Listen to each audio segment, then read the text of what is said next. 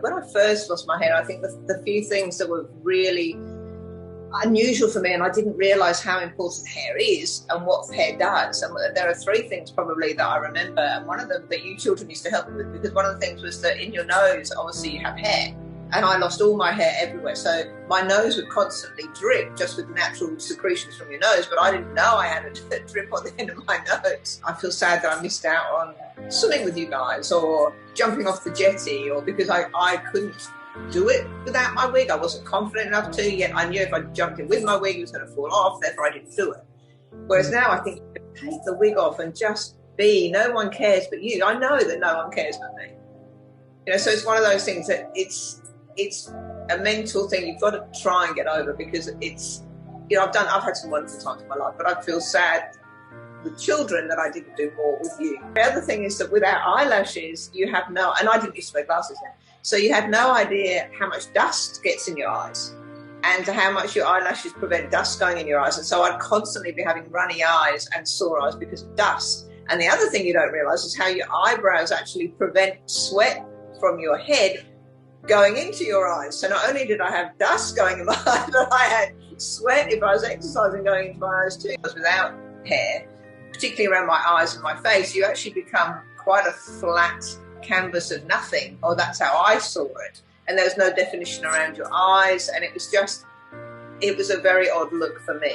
And so because of that, about 3 or 4 years after I had lost all my hair, I decided to have semi-permanent tattooing. So I had semi-permanent tattooing on my eyebrows and eyeliner, because obviously they can't put eyelashes on, but they put eyeliner on, which was again a really interesting experience. But I did that for myself to try and get some definition, so that when I woke up in the morning, I didn't look in the mirror and just see this blank canvas with 2 holes where my eyes were, that I actually had some definition around my eyes, which actually helped me a little bit, because I began again to look a little bit more in the mirror without hair, but at least I had eyebrows and eyeliner, which defined my eyes. The way you look at yourself in the mirror completely changes with some people are so brave and so courageous, and they are happy just to be, and they don't miss out because they're just happy to be what they are, looking like they are. And I've really struggled with that, so I've missed out on a lot.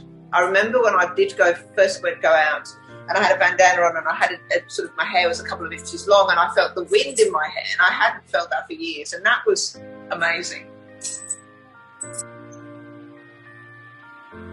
And you forget how good that feels. And that was really quite a moment for me, and I cried then too, because it was just this amazing feeling of air running through your hair, which was, you don't get obviously, because you don't feel anything for the week. Yeah, as a female, I guess it's a sort of a sexual thing too. You know, it's nice to feel sexy, and it's nice to be able to sort of throw your hair and do nice things with your hair, and feel that, yeah, the ways that you can move your hair and feel nice, feminine-wise. Mum was telling me a little bit about some of the ways that she's dealt with it, and some of the things that she's held on to from when she first initially started losing her hair. And it was a big change for her, obviously, and our whole family, but she was telling me a little bit about this note that I wrote her when I was about 5 years old, which basically was just a little picture, stick figure, that I drew that just said, if there was anything that I could do for you, I would get your hair back. And I guess looking back again, it was a part of me growing up, as much as I've never known any different. It doesn't bother me. Like, it was obviously on my mind. It was just you as a sweet little boy supporting me and saying, you know, if I could do anything to help you, get your hair back, I would. It was the sweetest gesture. It was very, very sweet. There are so many small little things that people with alopecia deal with that people don't understand. I think there is such a massive social and psychological aspect behind it, and I think the fact that I've gone through this whole thing with my mum to an extent makes me understand, it makes me realise, and makes me wish that it was a little bit more talked about. Because I'm not ill. I have a disease, but I'm not ill, and I'm not suffering. I have my cognitive function. I haven't lost limbs. I haven't got a neurological disease. I mean, it's just, there's so much worse things. And I think the fact that isn't as visual, and the fact that you aren't sick, so to speak, makes it difficult, because then you put yourself in sort of the position that, like you just said, it's like there are so many people worse off, and And look, that might be true, but that doesn't mean you can neglect the way that something's making you feel, right? And that so many people feel. But what I found really interesting is that in none of my medical appointments with him did he ask me how was I going psychologically.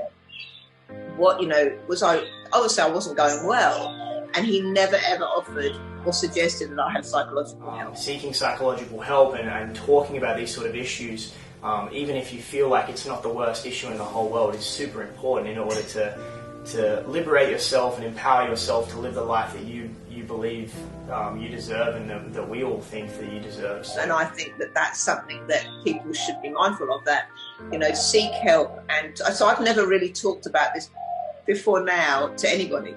I've never talked to a psychologist. I've never had any counselling or help with that. And I think it would have helped a lot. It is a big psychological problem, I have felt, alopecia. Therefore, I think that psychological support and help is paramount to help people rather than an afterthought. I think it should be one of the forefront things that you get help with. It's about bringing people's attention to the issue at hand, and then for me it's mainly about supporting you and making sure that you can feel comfortable to do whatever you want to do.